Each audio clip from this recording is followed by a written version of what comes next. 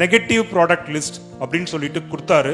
இந்த negative product லிஸ்ட்டை வந்து மகாராஷ்டிரா ஸ்டேட் கைட்லைன்ஸில் வந்து இதை அப்படியே ஃபுல் ஸ்டாப் கமாவோட வந்து எடுத்து அங்கே டூப்ளிகேட் பண்ணிக்கிட்டாங்க. அந்த நெகட்டிவ் ப்ராடக்ட் லிஸ்ட்டில் என்னன்னு பார்த்தீங்கன்னா, இந்த பொருட்கள்லாம் டைரக்ட் செல்லிங்கில் விற்கக்கூடாதுன்னு சொல்ல வர்றாரு. என்னென்ன பொருள் சார்?